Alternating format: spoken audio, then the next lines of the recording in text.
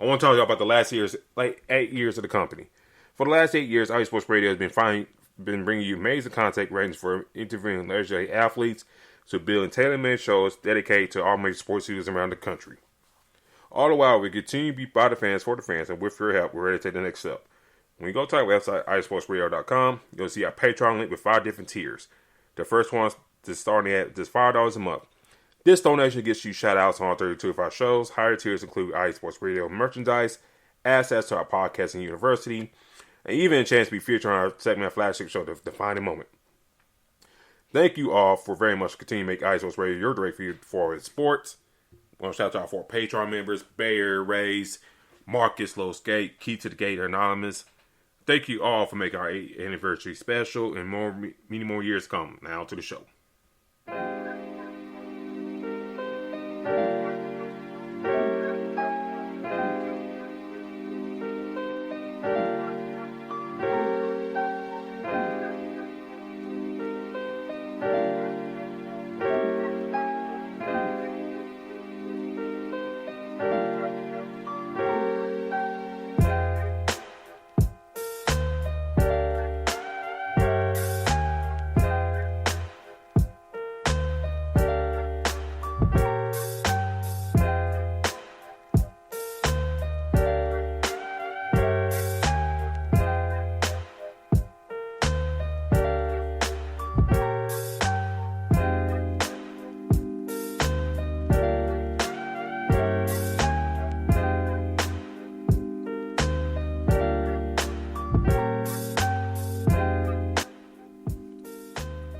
Well, today's action coming to a close.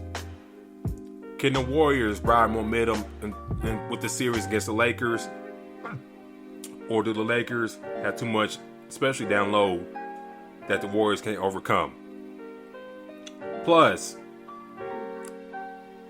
the Miami Heat match up with their arch rivals, the New York Knicks. Stole Game 1 in Manhattan. Without Julius Randle possibly not playing Game 2, can the Heat go 2-0 in Gotham, or can the Knicks tie it up? Plus, we'll discuss the Grizzlies and what can they do, can bounce back and, be a better contender for next year. And the Sacramento Kings as well. Plus, who will win between the Nuggets and the Suns? Very good series. Very star-studded. We'll discuss that and much more here on Fast Break Live on IE Sports Radio. Your direct feed for all sports, and you're welcome to join us.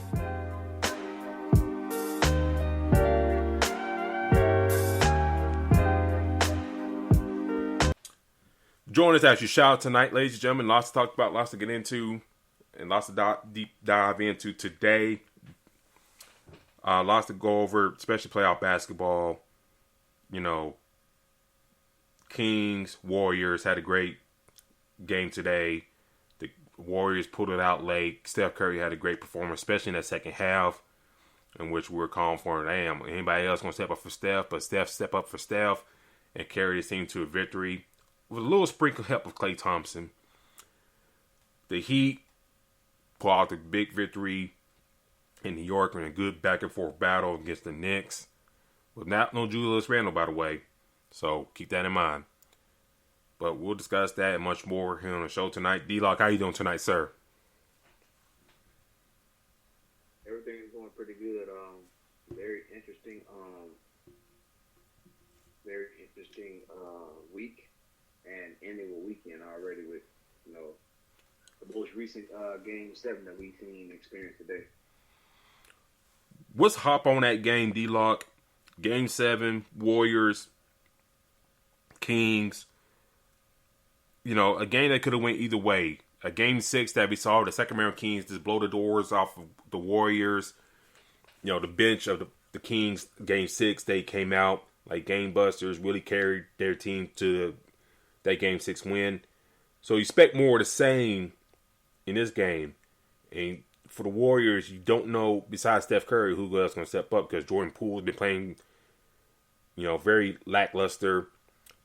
Draymond, when he came back from the suspension, he was okay, but his offensive play kind of dropped off. Klay Thompson, who had a good few minutes here and there, but kind of disappears. With the results of today's game, what did you think of Steph Curry's performance, and how you think they could come into the series with the Lakers this upcoming Tuesday?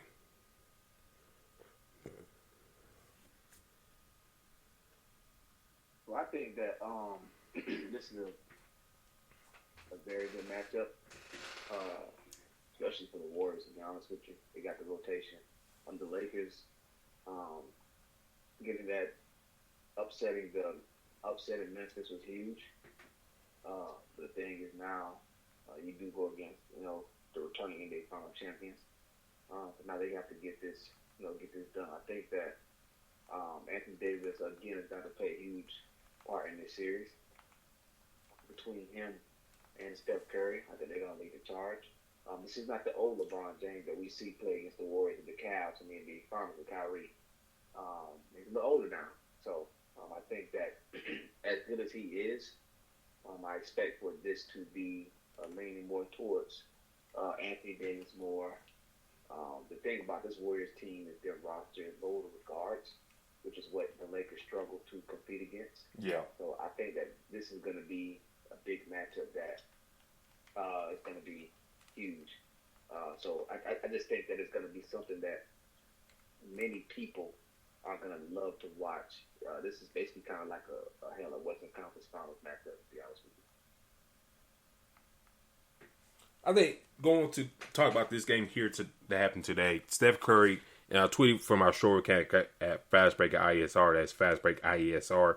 I see you on the chat, I'll give y'all comments just a second. But I tweeted, saying that Klay Thompson needed to show up in that second half. And, that early part of the third quarter, he showed up, hitting some shots and stuff like that. I was like, okay. Because Steph needed some help.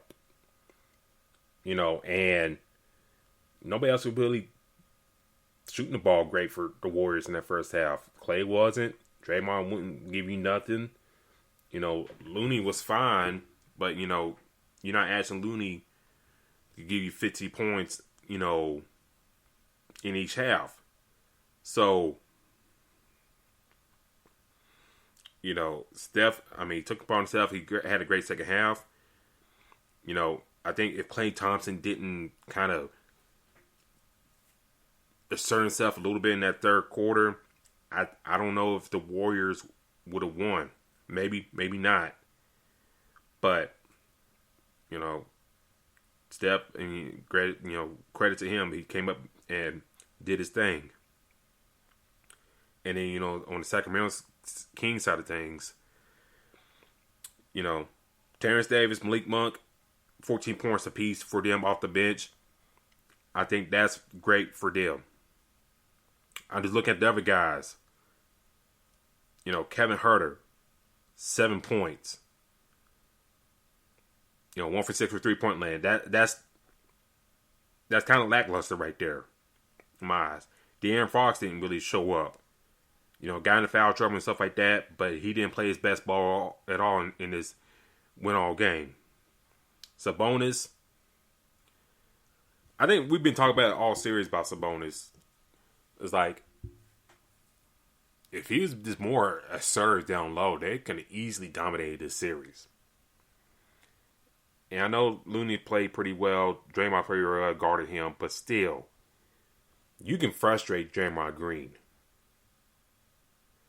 Looney, they're not gonna play him 35 plus each game. Let's be real about that.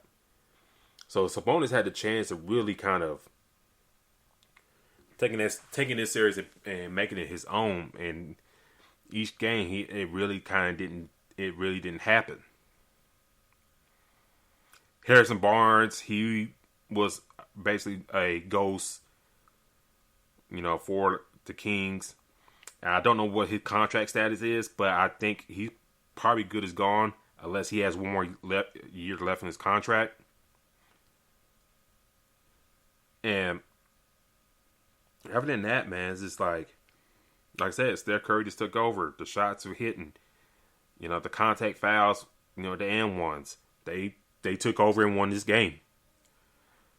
So for a Golden State team that's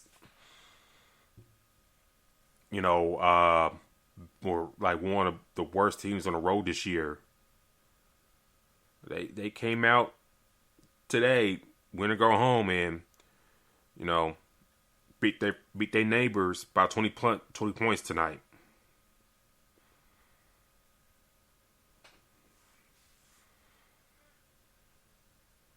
Yeah, I mean, what I realize is this this Warriors team, the biggest thing is them having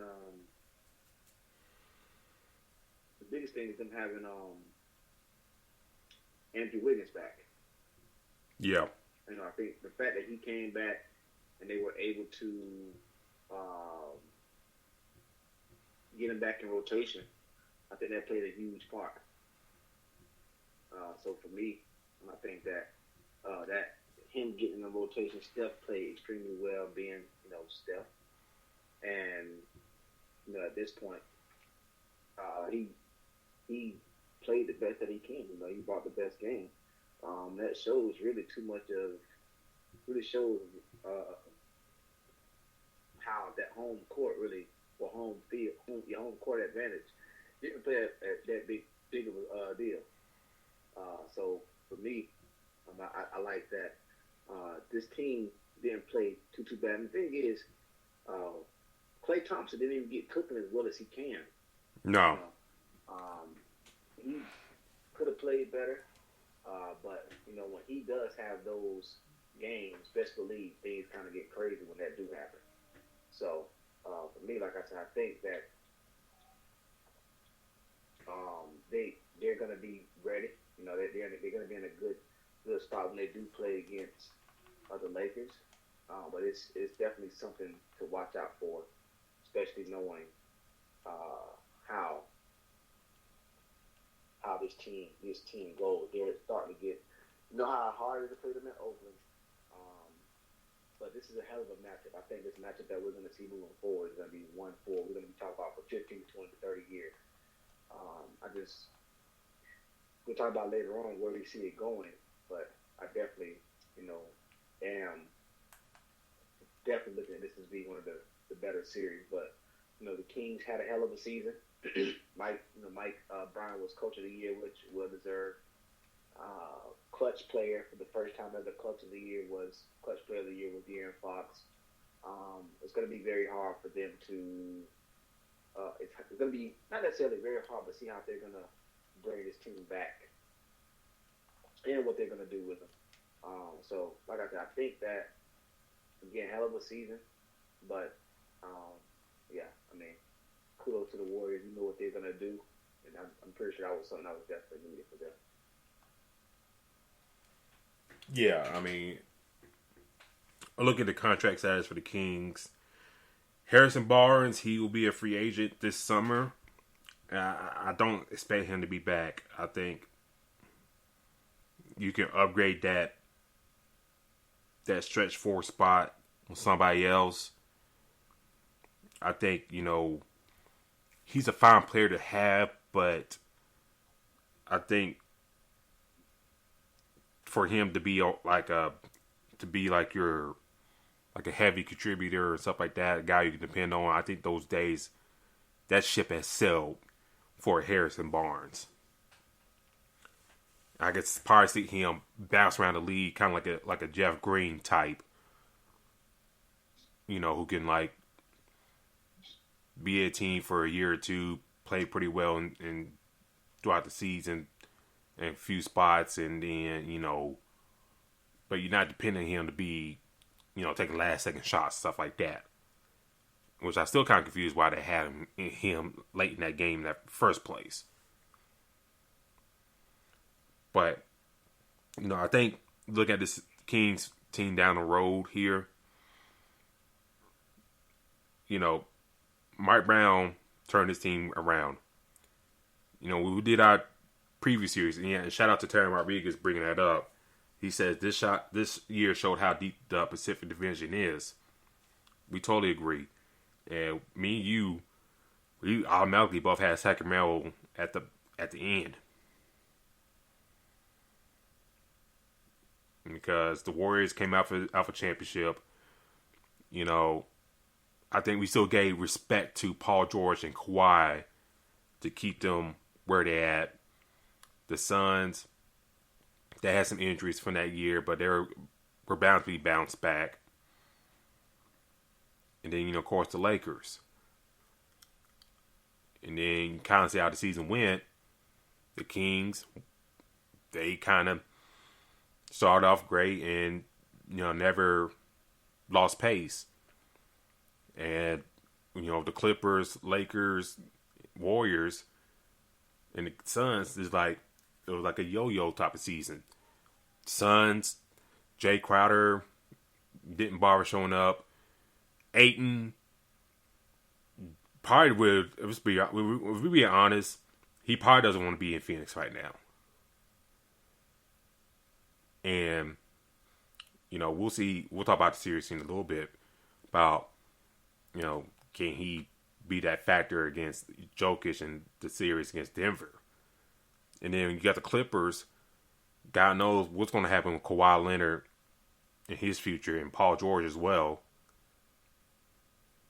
And they go to the Forum in 2024. My California people in the chat, please correct me if I'm wrong. But the Clippers go to the Forum by 2024. Am I correct? And then you look at the Lakers. LeBron's older. AD, when he's healthy, he's great. But that's few far in between. So if you're the Kings, D-Lock,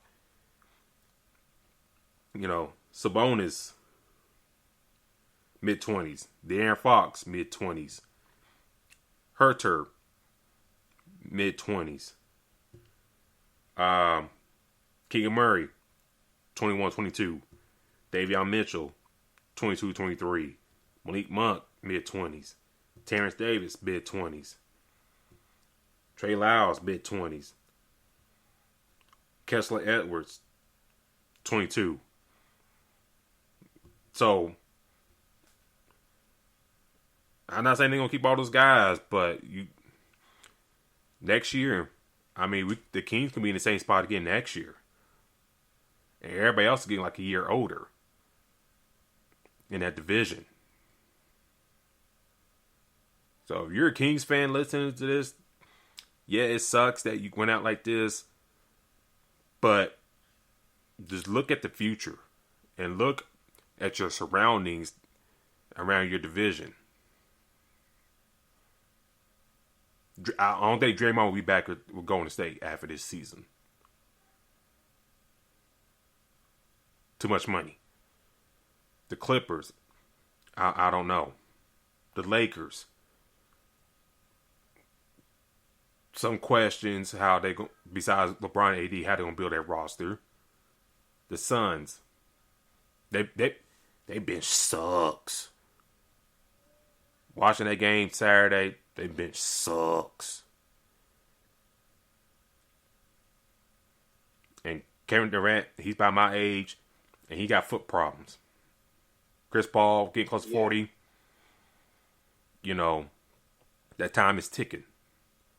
I already said my piece by Ayton. I don't think he really want to be there. So. I was not expecting it to be like that, though. Like, that was like a clear ass with. Yeah. Their bench. And I knew, that matchup, clearly you're looking at the big three they got in Chris Paul, Devin Booker, and Kevin Durant. You're thinking, okay, they got the shooters, they're going to get there. But the matchup that they have is just, against them, is just bad. They're not, the Nuggets are going to come out with, Bruce Brown bringing a hell of a lot of energy. Even though Jokic is their star, they can get him a break and have Jeff Green play pretty good, especially with Ayton bringing the type of energy that he brings. So, it just seemed like the Suns just was not putting it together. And I think in order for them to get something done in this series, they're probably going to need KD to go for about 30 to 40 every game. me. That's what I'm thinking right now. I don't think that's going to be a very smooth series for them. And they're going to need Chris Paul to do more too. Yeah, let's go ahead and transition to that game. And Durant had 29 points, 14 rebounds. Booker had 27 points. Didn't really attempt a lot of. He attempted 1-3 in that game. He still had 27 points, which is a great job by him. But then, like you get down to the other guys, Paul, Ayton. Ayton had 14 points, 7 rebounds. That's not going to cut it. And then Monty Williams had Okogie in the starting lineup instead of Torian Craig.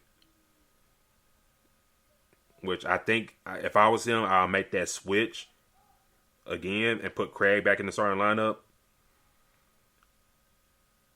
But it's just like, this bench is like, ugh.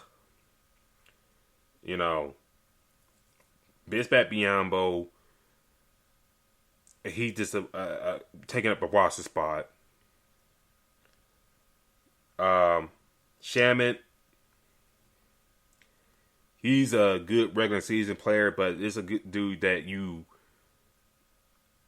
to get you out of the jam in one game in a playoff game. He's not like that.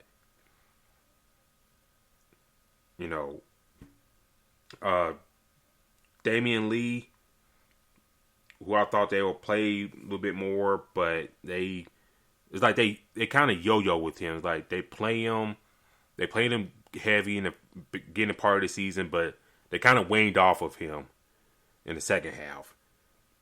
Cameron Payne, same boat. So, and then, TJ Warren and Baisley, you got those two dudes there. And I forgot. I thought your boy signed with Toronto, but they got Terrence Ross on the bench at Phoenix. Dang, did he even get in? FanDuel All-Star Terrence Ross only played 5 minutes. But those last three guys I named out, Ross, Baisley, and Warren, those are guys that have been kind of solid contributors elsewhere. Especially TJ Warren. Could you see them, Monty Williams dusted them off and playing them to try to find something next game against Denver? I definitely see more of Tina Ross. I think that's going to be a must because they're going to have to score. I don't see this team being a team that's going to hold up Denver's offense. I think Denver's going to score at will. So they're going to have to try to score with them. I think they're going to have to put in Tanner Ross to get some shooting. But they're going to have to get this rotation in and start to get these shots in because now, we're talking about a fragile Kevin Durant. You can want a lot from him, but if he as fragile as he is and he gets hurt now, where now you're really cooked. But the thing about this Denver team is, they got the shooters, and they can play defense, and they have the length, which is the biggest thing. So for me, I don't know. I think that it's going to be kind of tough, especially for Phoenix because they don't. It's a couple things that they do not do well. If they're not making their. If Devin Booker or Kevin Durant is not really making their points, they're screwed. Yeah. It's like DeAndre Ayton is just not turning consistent enough, and he's gonna have a handful dealing with Jokic every goddamn night. Like that's something you do not want to deal with. So to come back and ask him to put in a very good offensive performance, more likely that's gonna be very hard. So like I said, they're gonna have to go deep in that bench. You're probably gonna see Campaign, but it's gonna have to play a hell of a lot better. Terrence Ross is gonna have to get a hell of a lot more minutes. But the thing about him and his problem, even in Orlando, is he don't play no defense. Yeah. Yeah. So I mean, the difference between him and KCP, like KCP would jack us some threes and then get you a couple steals and blocks. You know what I'm saying? Yeah. He's gonna do something, but that's not what you're getting from a Terrence Ross. So now he's a defensive liability, and you already have a lot of defensive liabilities on that team. So, in my mind, I think that they're probably gonna have to try to put up 120 a game. That's just probably what they're gonna have to do. But the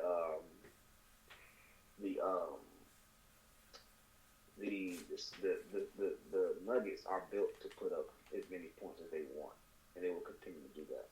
So it's going to be, like I said, it's going to be very interesting to see how this plays out. But they got. I don't know how long a coaching starts. Yeah. I don't know how long that happens. Like I said, it's going to be kind of interesting to see how they do it. Yeah, it's like, I mean, I'm pretty sure T.J. Warren's healthy.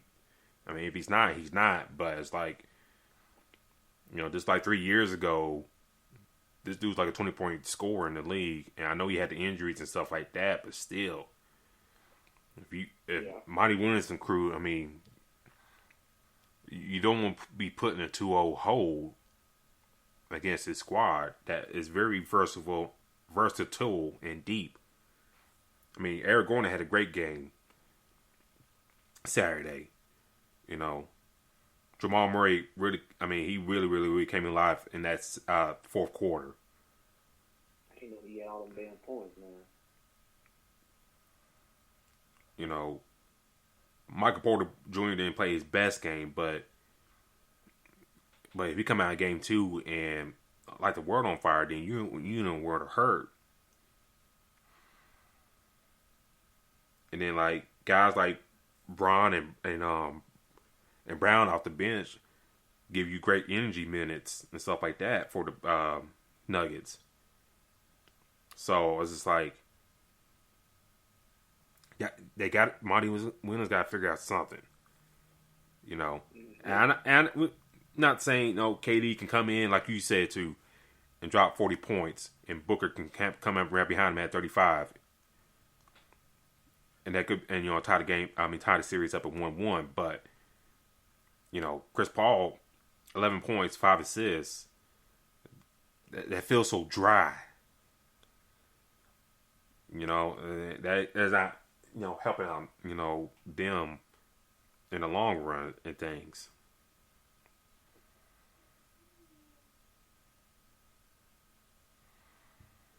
Yeah, I mean, like I said, they're going to have to figure out something just because, like, that unit that they have is fine. It's just, the Nuggets are loaded, man. I mean, we knew it early, and I think we did our preview. That team had so much, and they're giving Jamal Murray that break a lot when they can put Bruce Brown at the point guard position, or hell, even Eric Gordon. So I think that is one thing that plays a major piece that they're gonna have to figure out, because at the end of the day, that team can put up points at any moment. And that's just what it is. I mean, you're not. And then once Jokic gets to cooking, it's all hell break loose. It's all hell break loose then. So, like I said, they're going to have to figure it out. But that first game got super ugly. Before we talk about the Lakers, Grizzlies, real quick, I want to shout out to the chat. Shout out to Terry Rodriguez. How you doing tonight, sir? Shout out to Cale Henderson. How you doing tonight, sir? Shout out to the founder, Larry B. How you doing tonight, sir? Thank you for joining in with us. Then shout out to Marcus Los. Great in the chat. Let me go through some chats real quick. Cale Henderson said, "What's up, Davidson? Go Lakers." Dylan Brooks is a fool. We'll get to him momentarily. The Lakers didn't blow against the Grizzlies, and I called that series between the Grizzlies and Lakers. Yes, sure you did. I'm a little worried about the Warriors. I don't know if the Lakers can match up well with them. Well, I think they can. We'll discuss that here in a second. Larry B says Lake Show. Kel Anderson comes back, said Vegas don't have an NBA team yet, so I'm still down for my Lake Show. Hey man, hey, even if Vegas get an NBA team, which I think will be here pretty soon, so look for the Lake Show. You know, to change allegiances just because you're in Vegas. Also, Kel said, do the Grizzlies keep Dylan Brooks after his series performance? I'm sorry, but he was cheeks. Ever Chaz, let's not forget the Warriors are the reigning champs, and the Lakers only got 2 more days resting the Warriors. My best case scenario, Lakers in 6. My reality, if the Lakers want to advance, Lakers in 7. I'm picking Lakers in 6. Okay. Bold. So, Grizzlies, Lakers, Saturday night. It just felt like all the momentum in the world was the Lakers, D-Lock, and after, Friday's game, excuse me, get my days mixed up. It was just all, Will's Lakers. You texted me saying, and I meant to text you back, but the little one, sleepy time, all that stuff, and I kind of almost fell asleep with her. But you brought a good point. D'Angelo Russell had a great game, and you texted me saying, with Kyrie in the crowd, he's playing like, y'all should keep me over Kyrie. And he proved that, Friday night. LeBron played great. AD had a double-double, had a big-time dunk on Jaren Jackson. And I didn't notice this, D-Lock. I probably seen the video after the show. Y'all can go back, y'all can look at this. When he made that dunk on AD, y'all watched D'Angelo Russell and Dennis Schroeder. They were sitting there pointing and laughing at Jaren Jackson on the floor. Y'all can find the clip through Twitter or Instagram, whatever. Watch that clip when AD dunked on Jaren Jackson. They were clowning him on the floor. But back to the game. I think Russell was the main component. He played great. I think they really kind of propelled the Lakers, into their win. D-Lock, what were your thoughts on Friday night's game? And what are your thoughts on why Memphis didn't play better than they should? Well, to be honest, that whole game is about the Lakers, man. I mean, yeah. The defense is flawless. It just seems like they came out on a mission.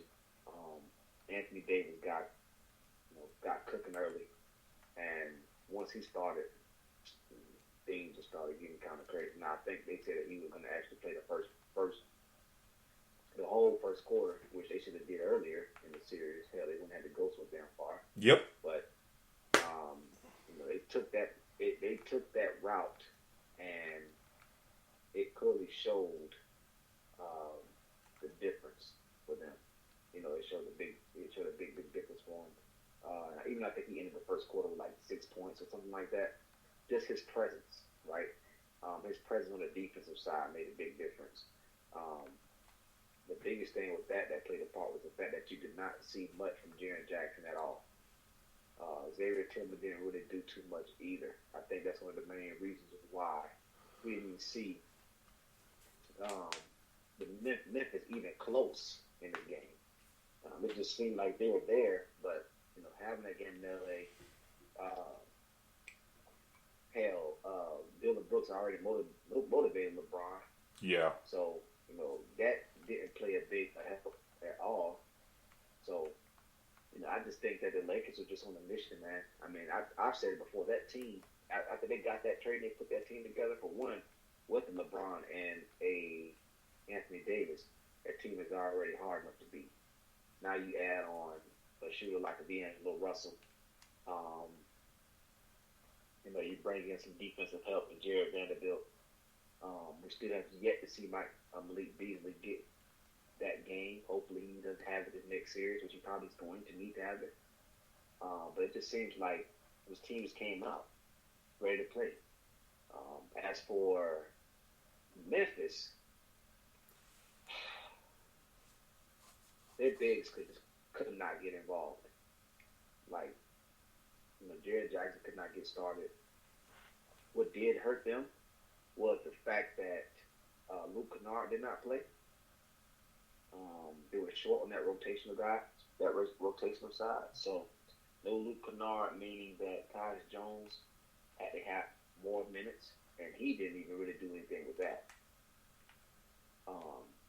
And it's crazy because we see him all year long have a hell of a game or a hell of a season, and now they need him the most. He's nowhere to be found.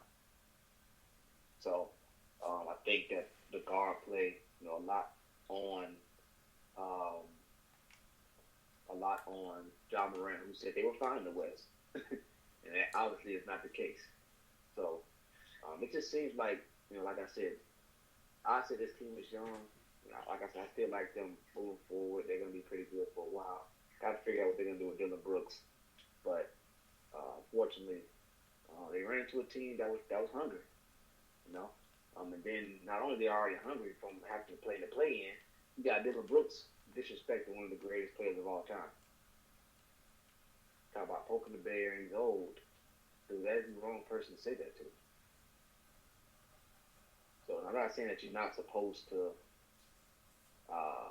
intimidate somebody, but if you got to respect, the one that came before you that have done that. So, and I feel like that's what motivated that crew. So, getting a game, game 6 in LA, and you're already up 3-2, you know they're going to close that down. And it was so important. Hell, Jack Nicholson was at the game. Yeah, they dragged Jack at the house. Jack ain't been in the game for I don't think he been in the game all year. Correct me if I'm wrong, but they dragged Jack out the house and get in that damn traffic to go to that game. Yeah, they knew. I mean, it was important. So they figured that he was. And I knew, hell, I ain't gonna lie. When I see him at the game, I tell you, it's over. It's done.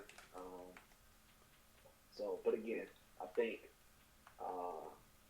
like I said, Memphis had that season, but that whole I'm finding the West, all the talking that they do, that did not age. It doesn't look good now. Now you're not going to the media. I think I did see a picture. I'm not sure if it was him, but then the Brooks are already in Cancun. So, like I said, it could have been better for them, but that matchup played how it played out. Like I said, I think the Lakers have that championship caliber team. And they're on the way to try to prove that now. Yeah, I think for one thing, if Memphis was going to win that game on Friday, their role players would have to show up. And I'm talking about, I know Luke Kennard didn't play, but Tyus Jones, David Rowdy, Aldama, Kennard. Those guys, when they play the Lakers at home, they act like they couldn't miss. Xavier Tillman, he had 5 fouls in Friday's matchup. And I was like, yeah, I mean, it's great to play great at home. But y'all in this type of series and stuff like that. And granted, this team is young. But you gotta have that same success on the road if you're gonna win games. And I think this one of growing pains for these Grizzlies team. It's like your role players gotta show up at home and on the road as well. Because Jaren Jackson had 5 fouls. And behind him, there's really nobody else you can really depend on. Steven Adams, Brandon Carter out. So David Rowdy, Aldama, those guys had to step up.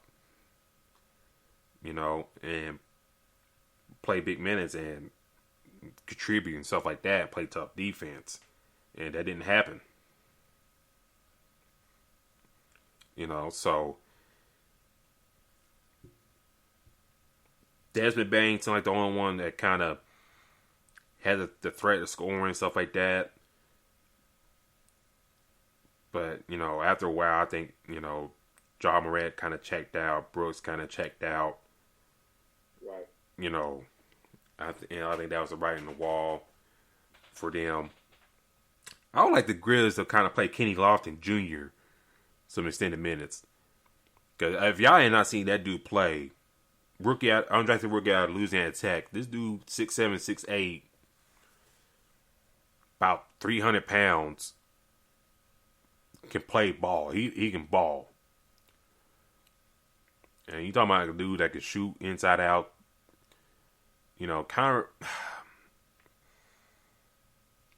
If y'all watch him play, kind of reminds you of Julius Randle. But you watch him, like, he got more relentless energy than Julius Randle. At times you kind of wishing like, damn, Randle. I mean, yeah, you had 45 points, but you had like 3 rebounds, dog. Like, what's up? Kenny Lofton, man, I mean, if he put 30 points on you, he getting at least 12 rebounds on your ass. But I bring him up to say this about one Dylan Brooks, D-Lock. And Kel Henderson brought this up.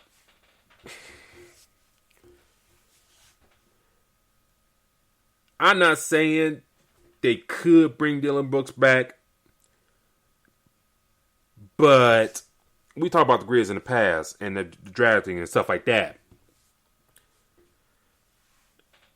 They could bring him back, but the way they've been drafting and signing some undrafted guys over the past couple of years, you could possibly let him walk.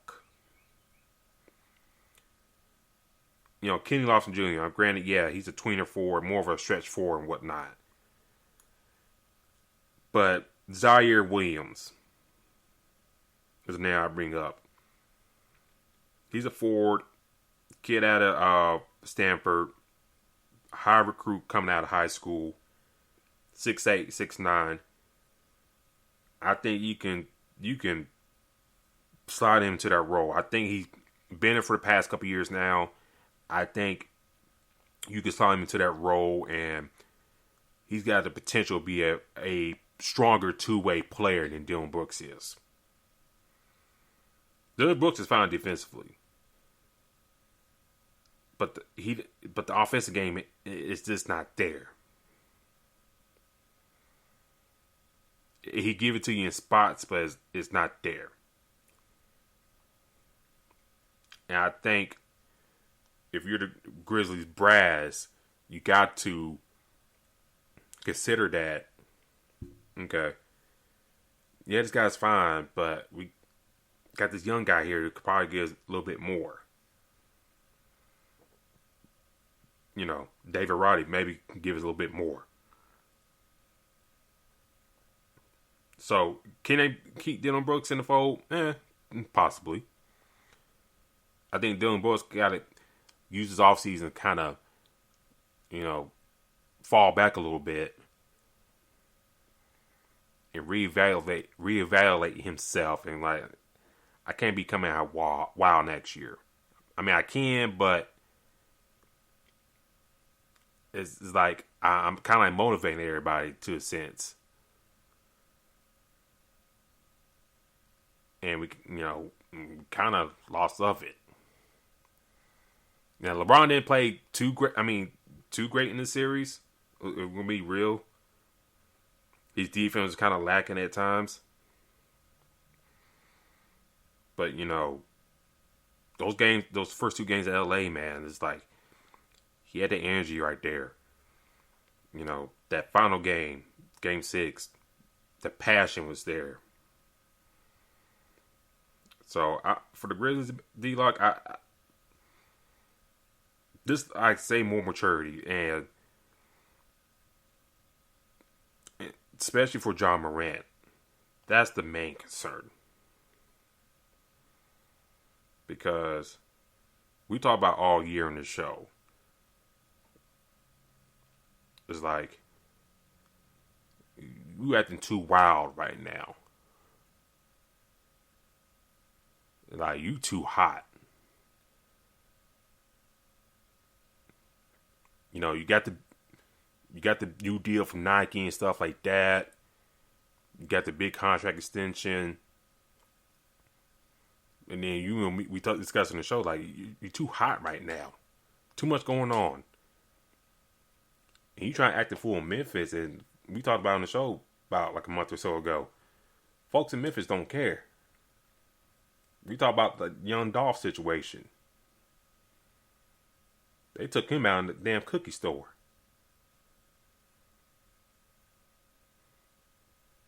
And you fighting young kids and stuff like that, pulling up both the folks at the mall and all that.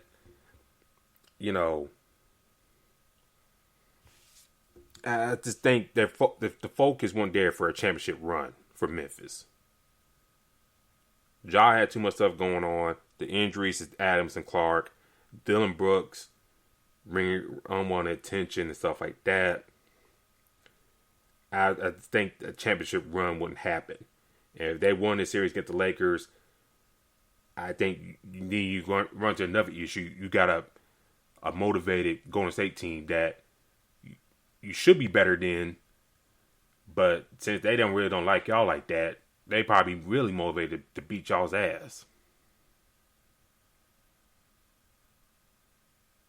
So, for Memphis, he basically added on to that. I mean, yeah. I understand the role that he's been given. You know how he's been playing. You know, it's kind of like he had to adapt to it. But some shit you just don't do. Yeah. You know what I'm saying? Especially the first round. Like, you gotta get out of that, and then even if you get out of that, you gotta come back and repeat for the next round. But the biggest thing is the thing that bothers me the most about it. You do all that shit talking, but then when you lose, you're not there to take any questions. And then you're out $25K.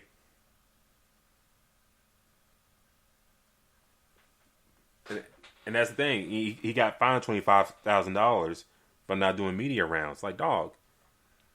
Yeah. I mean, that's what I'm saying. It doesn't make any sense. I mean, like, at this point, you go ahead and do that. You know what I'm saying? You're trying to put yourself in that situation. You know, just you're there, present when you win, but then when you lose, not only you don't want to show up. You don't want to show up so bad you would have lose $25,000. Well, you just like, I'm not even. No, you could have literally sat there and had one word answers to the question. Oh yeah. You know what I'm saying? You could have did that. You know, we actually sat and seen. We know the obvious Marshawn Lynch. I'm just here so I won't get fired. Like, there's different ways that you could have went about it. But to take that approach, these are the results that you get, and you lose money for it, but it looks bad because you know all that shit talking when you were up, and now that you're losing, you know where to be found. So that was the thing that bothered me, the sort of losing mindset of, you know, I'm only gonna be here when we win. So I think the honest reason is just, you know, him just having that mindset that doesn't sit well. But you know, you doing that stuff is gonna come back to you, and it's gonna look bad on your resume. So, but to motivate somebody like LeBron, like, pretty sure they had a tough conversation, you know, after that, and LeBron probably let him know, hey, this ain't what you want, but you woke up a giant. So now he has to, you know, he has to deal with it, and man, you gonna do that, man up and take it. Yeah, you got man up and take it, and I mean, losing $25K in this economy, I was like, I mean, I couldn't do that. I was like, this one of those times you gotta take your lumps and just learn and grow from it. But before we talk about Lakers Warriors series real quick, let me ask you this question: do you think Taylor Jenkins is long for this job? Now, when I ask you this, like, last year, you know, could they beat the Warriors? You know, it's up in the air. This year, despite losing Jaw at different points of time, Jerry Jackson, stuff like that, they still were top of the West. now you kind of going the next year with this group. Do you think he's long for the job, or do you kind of sense like could somebody else come in with these two young superstars and Jackson and Morant? Do you think he's long for the job to kind of get this team over the hump?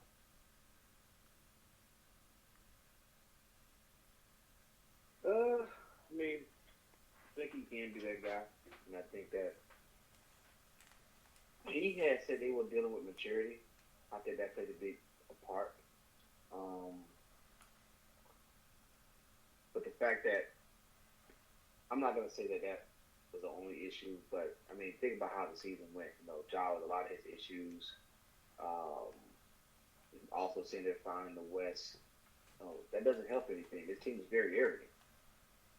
They haven't done anything. I believe Draymond talked about it as well. So for me, I just feel like this team is not just all Taylor Jenkins. They need some growing to do. But we've seen multi-talented teams not win championships. And this could be one of them. Because you're in a situation where you're in the West. But that shit, look at the Nuggets right now. The Nuggets look like they're clearly on their way to the NBA Finals. Now, obviously, they got to deal with Suns, Warriors, or Lakers. But the West is pretty tough. It's tougher than we've seen. Now, we've already said that the West is pretty tough, but now that shit like it's going to be one for years. So, for me, I think that Memphis may be one of those teams that can be really good, but don't win a title.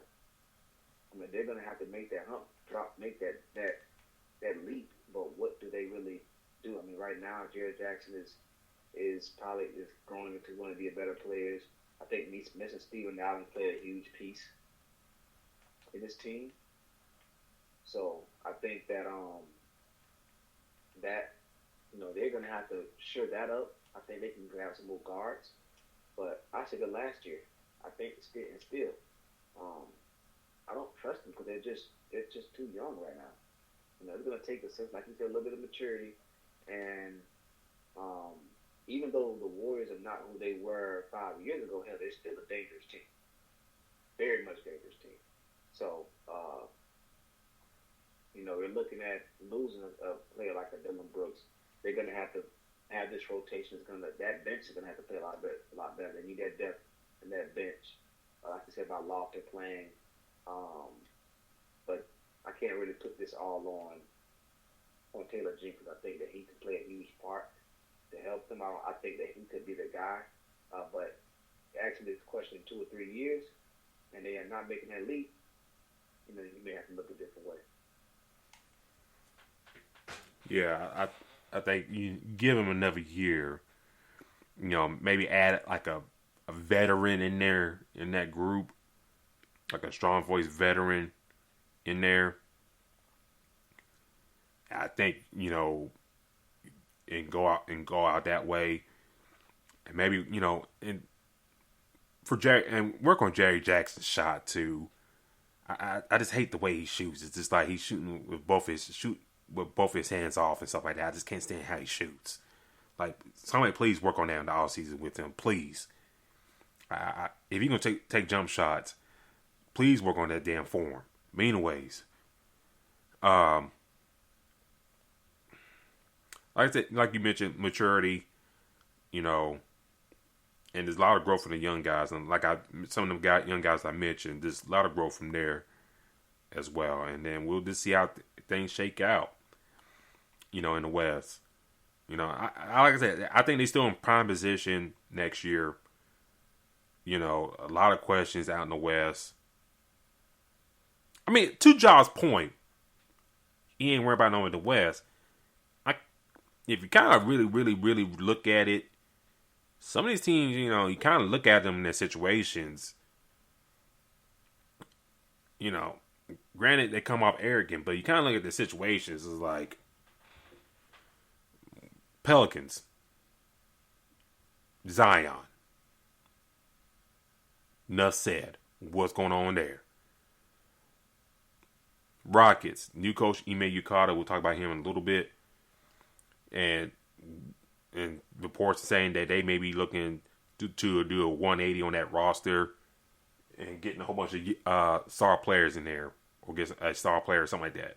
James Harden being linked, Jaylen Brown. They'd be willing to trade Jalen Green. So Houston, some questions there. Spurs, they still in the rebuild. You know, we'll see how the draft lottery shakes out for them and where they go from there. OKC. Now, that's another young team that kind of like in the same boat in Memphis in a way.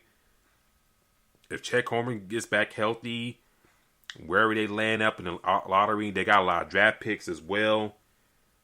That's a team that you kind of got to worry about if you're Memphis down the road. Because they got some guys that can play as well. Giddey, Alexander, Dort. You know, the Williams dudes. But then you look at the old guard D-Lock, like the Clippers. You know, Leonard, George. What's going to happen with Dame Lillard in Portland? You know, the Warriors. Some of those guys getting kind of old. You know, well, they are old. They're mid-30s. You know, Phoenix, Durant's 35. Chris Paul almost 40. Dallas, are they bringing back Kyrie? You know, how long Luka's going to trying to hang around there? Minnesota, I like Anthony Edwards. I think they should build a team around him. But, you know, you can't play Karl Anthony Towns and Rudy Gobert again next season. You can't do that. So, I think, Denver's Denver. I think they'd be straight. Utah, I think they're in a soft rebuild. But you just look around, D-Lock, it's like, they still in prime position. And, I'm talking about the Kings age, the age group and stuff like that. So, Kings, OKC, Memphis, a couple years from now, we talk about those guys at the top team right there in the West, along with Denver. Yeah, and that's what I'm saying. Like, it's going to get very interesting. The West is going to be loaded regardless. So that's why I said for me, Memphis is going to have to get everything right. The Lakers are going to they're always going to find a way to get shit situated. So I think that Memphis is going to be, they're going to have to they're going to have to right the ship. And in a couple of years, Taylor Jenkins doesn't have them closer.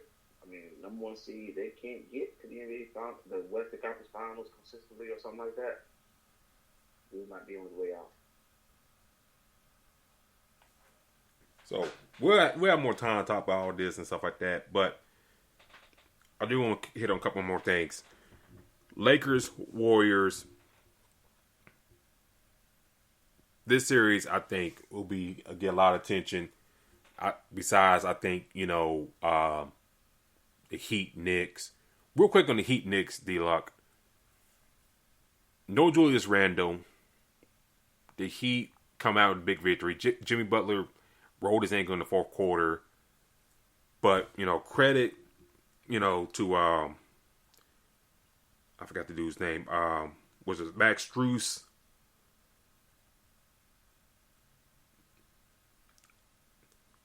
No, not Strus. Gabe Vincent. Shout out to him. Yeah. I get those two dudes mixed up. Vincent, he had a strong game. 20 points for him. Strus had a good start out in that game. That's what I was thinking about. And then Lowry off the bench, 18 points for him.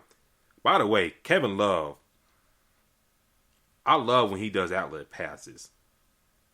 Thing of beauty. If you can run out and catch an outlet pass from Kevin Love, God, that's a beautiful basketball thing to watch. But anyways, what are your thoughts on the Heat winning Game 1 in Manhattan? big, man. I mean, coming off the series that they did, but I'm pretty sure their momentum is to the roof now. Their confidence is to the roof. They, took out number one team. Now you're feeling very good about yourself. New York came in with these expectations as well. I just think that the Heat, they're one of those teams. They get the rolling, and then, we talk about the culture. Well, hell, they're showing that. And they're doing that without a Tyler Hero. So even though Oladipo wasn't necessarily somebody that was on that team then, not on the team, but didn't make a huge difference. He's out of the rotation now. So they're doing this with the guys that they have, and it's part of their culture. Bam is playing pretty decent. Julius Randle didn't play there. I think that played a huge part as well. But Jimmy Butler, who I believe rolled his ankle at the end of the game. Yeah. Double check that for the next game. But that's a big victory, man. I'm not gonna say that it's gonna be a sweep yet, but that definitely is one of those wins that they needed early. And they took the momentum and got their home field advantage quick. Yeah, big shout out to the Heat. They came out and did their thing. It was a good back and forth game. Like no team really got to a big lead and nothing like that. New York was playing good, solid defense in that first half, but Miami got kind of caught a little bit fire, shooting very well at the end of that first half. But they need Julius Randle back. They need that kind of that factor there. Obi Toppin played well, and I don't know what it is. Like, I guess Thibodeau is kind of lax on this, but damn, Randle takes a lot of 3-pointers. Also, Obi Toppin, he's shooting a lot of 3-pointers. Like, damn, he letting his forwards just taking a lot of 3-pointers like that. I was like, y'all gotta minimize that crap a little bit. But Jalen Brunson 0 for 7 for 3-point land. Granted, he had 25 points. RJ Barrett 26 points for him. 1 for 5 for him. So you look at 1 for 12 between those two guys from the 3-point land. That's not gonna cut it if you're gonna try and beat the Heat. Josh Hart played pretty solid, for me, for what he does. Some reason ever, Quentin Grimes is fine off the bench. I think that's where he should be at. But I think if the Knicks want to win this series, Julius Randle's got to be back, and he's got to be playing very well. He's got to be a double-double machine if the Knicks going to win this series. Emmanuel quickly. He's been kind of quiet here lately. So if he's not playing very well, that's not going to help New York chances at all either. And I'm not saying Jalen Brunson going to give you a game, but you need your bench to contribute, especially how short Thibodeau has shortened his bench. So quickly, he's got to play better. He got to make some noise. He's been real quiet, for the Knicks. But other than that, I think this can be a fun series to watch. That good old rivalry back in the fold. Jimmy Butler got that dog in him. We'll see how, as the series progresses, how much tense it's going to be. Because I think it's going to be very tense here down the line.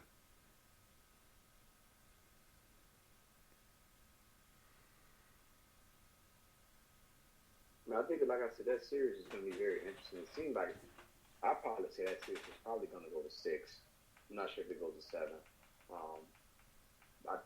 If missing a Tyler Hero, now more pressure is on, or more work is for Jimmy Butler. So I think that's what plays the favor for the Knicks, but they're going to need more from Jalen Brunson as well. I think, like I said, they got, RJ Barrett's going to have to play a hell of a lot better. But, usually when you do have that game at home, you have the expectation of taking that first game. So when you're somewhat behind right now. So they're going to have to give him the ball. That means they're definitely going to get the game in Miami. And I don't know if I see that happening. So we'll keep it. We'll talk about the series. We'll see Jimmy Butler, how that ankle is, because he didn't come out the game, but he really didn't do much. He was just out in the corners or out in the wing, just stationary, really. And I'm surprised New York didn't get him more, like Doris Burke alluded to in the broadcast. I'm surprised New York didn't get him more in more pick and roll situations to kind of really test that ankle, and that's when you miss a Julius Randle. At that point, that's when you miss a Julius Randle, like those pick and rolls and stuff like that, those switches. Have Jimmy Butler on Julius Randle, make him go and work that ankle and stuff like that. I'll probably hear this thinking I'm bloodthirsty, but damn it, you gotta take advantage of that. So this series will be fun to watch. Real quick, Warriors, Lakers. Warriors with the home court advantage. How do you see this series playing out in your eyes? Ooh. To be honest, I wish we had damn near 9 of these games. I think this is going to be a hell of a series. I think that you're going to see this first game. It's going to be fine. So like, this is going to be one of the I think this is going to be one of the better series that we've ever seen. You say so the Warriors have home court advantage. Yeah, they have the higher seed. Yeah. I honestly think the Lakers still a game in Oakland, and they're going to have to win this series. I can't say for sure right now where this goes. If I have to pick, I see it going to 7. That's me as a fan wanting to see it to 7. I don't think nobody gets swept, but I think I do see it going to 7. But if it does go to 7, I think there's a higher chance that the Warriors win. I think the better chance is that the Lakers close this out in LA, and that is going to require for them to win a game in Golden State. I think it's going to have to be either game 1 or game 2. The way I see this series playing out, I think I'll look at the coaching side of things real quick. For Darvin Ham, what he should have did game 5 is play AD and LeBron through, and you could have probably closed out the Grizzlies in 5. He didn't do that. In this series, if you got a chance to go up big or close out a series against this team, you got to take full advantage of it. And you got to tell AD and LeBron that, hey, man, some games I probably had to pay you through. And having said that, for Darvin Ham, does he have to shorten up his rotation? I would. If you want to have fresh bodies on to throw at Klay Thompson, Steph Curry, and others, then you may open up a little bit. My opinion, you got your starting 5. You probably will have Jared Vanderbilt on Steph Curry if he wants to take down an assignment. See how that goes. And then your guys off the bench will be Huchamar and Schroeder. And if I was coaching the Lakers, Malik Beasley has not really given you much since he's been a Laker. Troy Brown, he's getting ample times to kind of be that 3-and-D scorer, and he's really not taking that advantage. I would put Lonnie Walker back in the rotation. Throw him out there, see what he can give you. Because the other 2 guys I just mentioned have not given you nothing when they played. Especially offensively. That's the main thing. And if, 1 or 3 guys can bring you something, some scoring consistently off the bench, that'd be great. But, I just looking at that. I'm just looking at that rotation. You know, it's like those two guys. He's been playing consistently, and they really haven't really showed up like that. You know, they haven't been a factor in the game like that. So I was thinking, like, maybe play Lonnie Walker, see what he can bring you into the fold in this series. And LeBron got to show up too. I mean, he got to play better defensively and stuff like that. You know, Anthony Davis, he got to dominate down low. Get Kevon Looney in foul trouble. Make them go small as soon as possible, and you just work them. Now, having said that, you know, you look at the other side, you know, can the Lakers keep up pace with the guards? And we kind of seen in the Sacramento series that Clay, I mean, he'll pop up every now and again. Jordan Poole has been playing like trash. I mean, he's not been up to snuff at all here second half of the season. And you know, I know Golden State's going to have Steph Curry do a lot again. But damn. I don't know, man. It's just like that's asking a lot. So, I mean, not saying Steph Curry can help pull it off, but still, that's a lot to ask for. And especially how small this team is, that's asking for a lot. But I think if you're the Lakers, take advantage down low with AD, get those bigs in foul trouble, Draymond, Looney in foul trouble. You know, I'm not saying Steph can beat you in the game, but don't let those other guys like Poole, Thompson, DiVincenzo, you know, get off in the game. Contain those dudes, and I think, you know, go a long way how you win this series. You know, Hachimura got to play great. Dennis Schroeder, who had a bad series against the Grizzlies, in my opinion, he's got to play smarter with the ball and make better decisions. I think those things happen for the Lakers. I think they'll go a long way for them. For the Warriors, you know, those guys I mentioned, they got to show up. You know, Looney, he's got to have a very good series. You know, defense and rebounding, and at least a couple games in the series, you got to give me more than 10 points.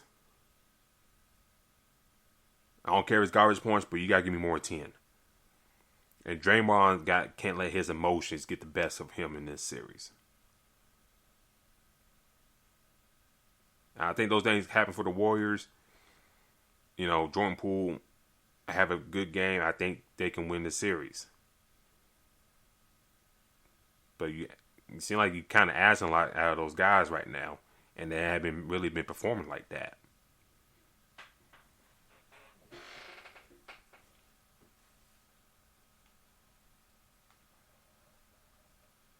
I mean, yeah, I'm with you there. Like I said, I think this is going to be one of those series. This is going to be that series where every game is going to be one to watch. You can't miss anything in this. So, you know, two teams that have those championship aspirations, like, so now we're down to that four. You know, every time I watch any type of playoffs like this, I be thinking like, damn, somebody has to go home. Like, a team literally season is about to be done. So now you're literally looking at, is it going to be Steph or is it going to be LeBron? Is it going to be Jokic or is it going to be Kevin Durant? You know? So it's going to be, like I said, very interesting to see how it goes. But I'm definitely making sure I'm at home on my couch when these games start.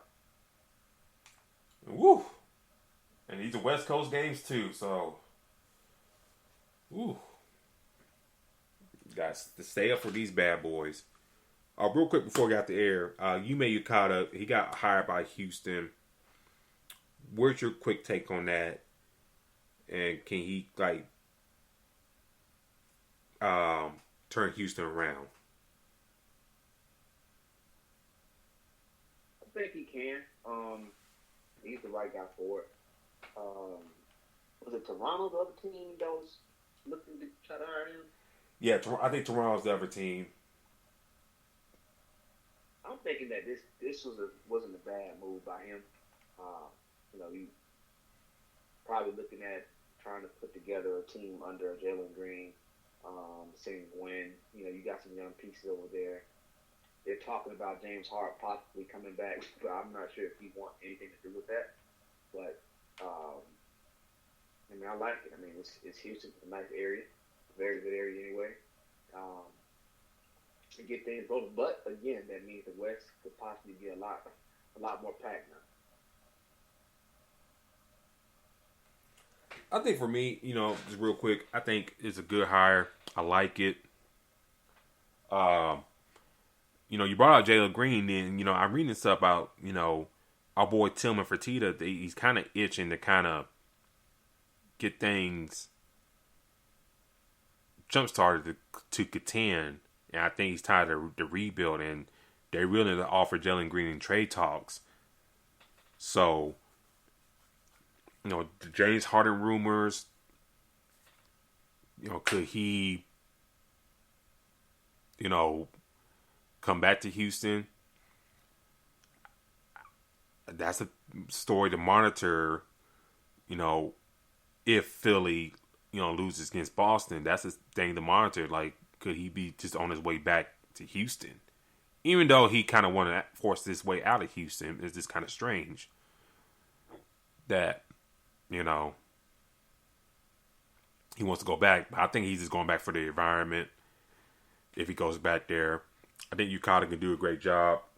You're talking about also Houston that could be in line for a top 5 pick in this upcoming draft. A very loaded draft, in my opinion, that you can draft a young guy or use that, have it draft a lot of roles, trade that pick for a veteran piece that they kind of itching to kind of acquire.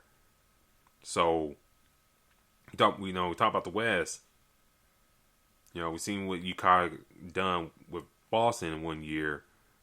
If he could whip those guys up in Houston straight, that's another teams got to worry about down the line. If he can get Jarabi Smith to play up to his potential, great. If they do decide to keep Jalen Green and Kevin Porter together, which I don't think they're a good mix, great. But we'll see how it goes for Houston, and do they go the veteran route and kind of trying to get back into contendership?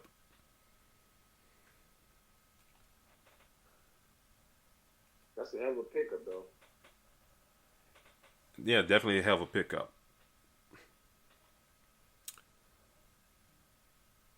But this has been our show tonight, ladies and gentlemen. Thank you for tuning in with us. A lot of good discussion, NBA playoff action. Thank y'all for this chat. Tonight, Taryn Rodriguez, Larry B., the founder, Marcus, Los Gray, Kel Henderson. Thank you all for tuning in with us tonight, giving great feedback to us in the chat. D-Lock, how can people find you on social media? You guys find me at Black-813. You probably see me tweeting, get Will Levis. So I definitely be on there a little bit more, of course. But all basketball now. Back to all basketball. Let them know they can find you at the show's page. You can find the show's page at Twitter at FastBreakerIESR. That's FastBreakerIESR. Also, do check out the website, iSportsRadar.com. You get your latest shows, news, and feeds through there. With the NFL draft concluding this past weekend, we have a lot of regional shows on the network that will talk about each team's specific draft and grades and stuff like that. So, do check out iSportsRadar.com. Do check out the times for, each times for these cities, where it's New Orleans, Miami, Southern Cal, Chicago, Carolina, Kansas City. Did I say New Orleans already? New Orleans, Las Vegas. Get my point. Do check out iSportsRadio.com. Buffalo, New York, DC. Get my point. So, check that out. iSportsRadio.com. I do have a Twitter account, Spawn4288. That's Spawn4288. Also, I do never show the side called The Crooks Process. I am on Spotify now, so do check me out on Spotify, The Crooks Process.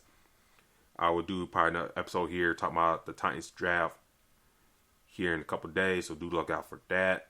Do follow The Crooks Process on Facebook and Instagram and on TikTok. And we'll talk to y'all later next week. Do, like I said, follow us on Twitter. Any news, stuff like that, we'll tweet it from there. We'll talk to y'all later. Peace.